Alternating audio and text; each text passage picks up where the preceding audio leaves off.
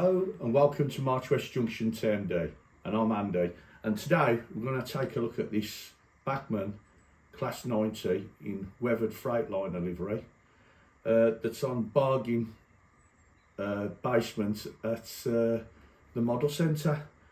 So we'll go over to the workbench, grab yourself a drink and we'll take a look.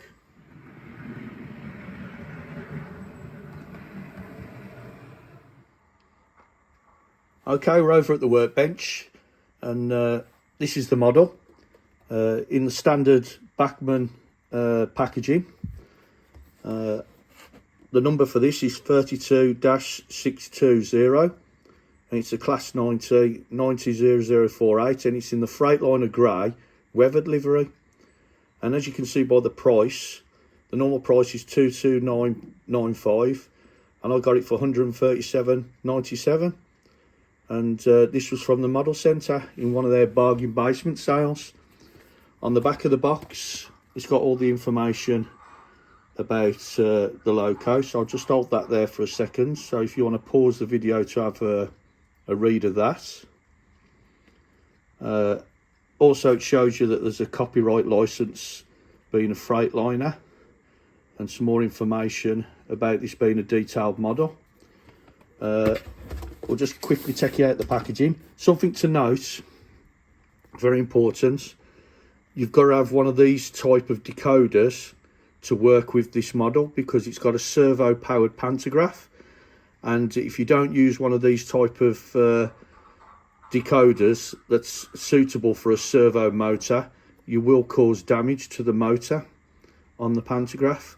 So be aware of that. You can't just put in any old decoder in these.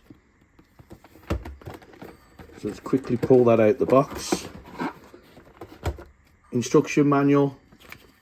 It is a little booklet now from Bachmann, and it just shows you about fitting details. They've got a blanking plate in the detail pack that you can fit on if you want to make it look a bit more authentic, which is a nice little touch. And then inside it just shows you about the buffers can be rotated like the real thing. Different snow plough fitting and any uncoupling. Now, something nice about these is if you're running on DC, there's some little dip switches in the top, and you just pull that cover off to access them, to set all your different modes for your lighting, and then it just tells you what modes there is. So we've got day stroke night mode, directional lighting, non-pantograph end, and directional lighting pantograph end. And then it shows you how you unclip the pantograph, because there's a securing, and it just shows you the usual places to lubricate. Again, it shows you how to access underneath the body, but this is unusual. This is, if you want to fit a DCC chip, what you do, you undo these 4 screws, which is on Jenny Kirk's video if you want to check that out, because she strips one down, and then you pull the actual cover off, and then you've got access inside to fit your chips. There's already a speaker pre-fitted, so you don't have to fit a speaker, so you just fit a sound decoder or the 21 pin decoder that's suitable for a servo motor. And then there's a few more decoder function information there, and then it just tells you about retail accessories and spare parts. Some information about your warranty, Bachmann Collectors Club, warranty service request. So and then you just fill in at the back here for the club and here for your warranty. So straightforward, nothing spectacular there. Okay, out the packaging, as you can see, it's the clamshell type, and they've added some extra bits in this just to fill the packaging out, so just be careful of that. So obviously it didn't quite meet where the loco is. That would have been short, and they've added that bit, and this slits over. So just watch as you open it, that you don't drop that and it goes under the table. You don't realise that when you put it back together, it won't secure your loco in its like plastic type cradle. There's the accessory pack at the bottom there, and as you can see, there's the buffer valance that goes underneath for the snow type ploughs that are built in. and then you've got your usual pipe fittings. There's some spare screws in there as well, so I think that's to hold that valance on, which I didn't realise before. And all these have been weathered. There's no nameplates with this loco because it's been deplated, which I'll show you in a moment.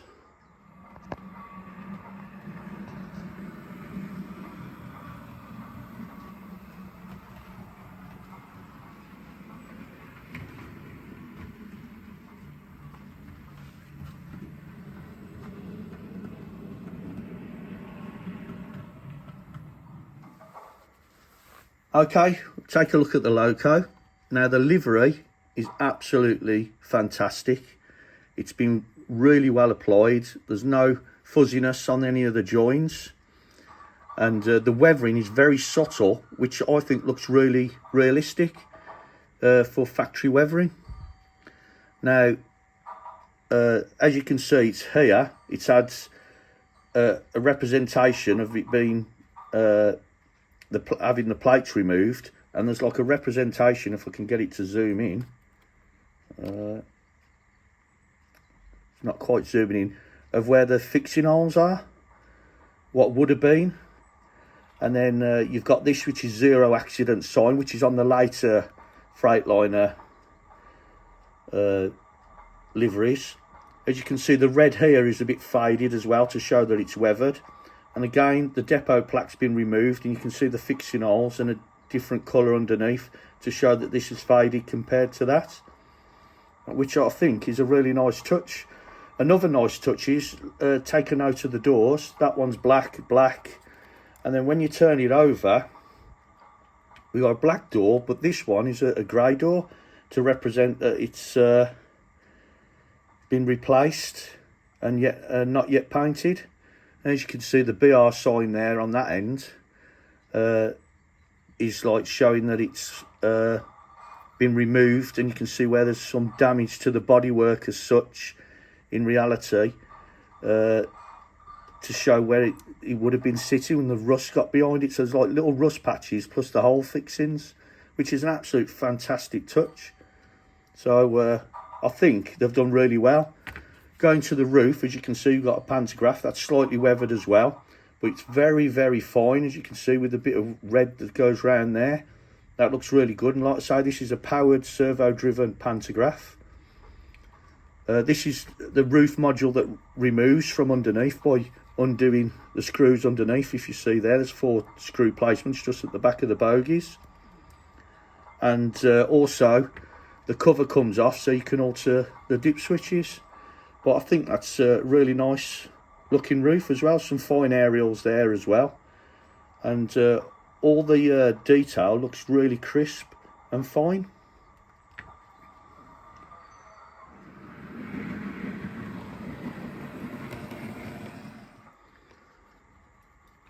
Okay, so looking at the ends of the model, as you can see, it's got a nice representation of the ends. And like I say, this coupling can be removed. And this type of snow plough valance, I think it's called, or is it an air dam valance, that comes out, and you can fit a blanking plate across there to make it a little bit better with its looks. But obviously you won't be able to pull a train in that direction from this end. But it's quite good. You know, there's separately fitted pieces already, plus you've got extra in the detail pack. So that's a really nice touch. Looking at underneath the body, so on the underframe, as you can see, the bogies are really, really good. And I never noticed this until Jenny Kirk pointed out about the difference in the spring heights there, which is prototypical, just to show like how they've changed it to try and support the load of the body without the shock. So you've got all that springs and those springs as well, which is a really, really nice touch. And then underneath, you've got all this extra detail as well, which is really good and well modelled. So fair play to Bachmann. This is a really nice model. I think this is the 3rd one of these I've got, and I've been impressed with the other 2. So fair play. I think this is one of them models that is on the top of my list of the best models in my collection. One thing to note, there's no windscreen wipers. Now, if anyone could put a comment below, did these have windscreen wipers? I need to check my other models, see if they've got them on. I haven't noticed, but there's no actual windscreen wipers on this, which I'm not sure is prototypical.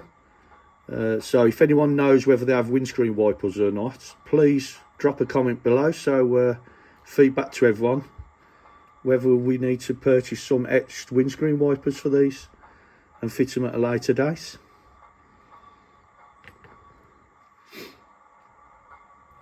Okay, out the box, as you can see the model running around the layout. This has just this second been put on. I haven't run it in yet, so it's running in, and it runs really smooth and consistent. So like I say, it's not been running yet, so it's just having its first stretch on the track, and it looks really good on the layout. Okay, that brings me to the end of this short video. I just wanted to show you this really nice model. I've already got a cobweb on it. I must have caught that in the tunnel.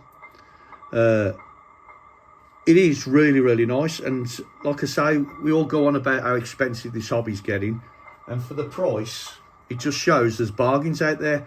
Now, a tip as a collector like I am and modeler, stop buying items when they first come out. Other than a Cura scale, if it's Bachmann or Hornby, I'll wait a while and just see how the model's doing. If I miss it, I miss it. But probably about 80%, if you use the 20/80 rule, they do come down in price. And like I say, this model for under £140, I think it's an absolute bargain.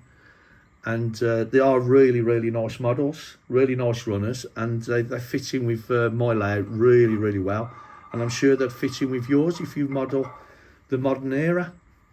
As you can see, like I said, this is representing the model when Freightliner have changed all the branding and that, and this is one that's sort of been debranded as such with the BR logos and stuff like that. And I suppose soon it would be going in for a repaint into the Freightliner green. So okay, like I say, this is the end of the video. Thank you very much for stopping by. I'd like to say a massive thank you to all my new subscribers and my existing subscribers. Your support is absolutely fantastic, and I really appreciate it. If you think someone would be interested in seeing this video, then please pass it on, share it with your friends and colleagues, and don't forget to give it a thumbs up as well, because it helps with the algorithm of the channel. And also please feel free to drop a comment what your thoughts are on this model, good or bad. It's really informative to understand what other people's views are. So I really appreciate it when people comment, and I do always reply to everyone's comments. One final thing, if you're new to the channel, then don't forget to hit the subscribe button and the bell icon. It's free. I hate the word subscription because it sounds like you've got to pay. It is free to subscribe, and I just want to grow my channel more, so more people get to see it. And I'd like to say thanks again for stopping by. Please stay safe, and look out for my next video. Bye for now.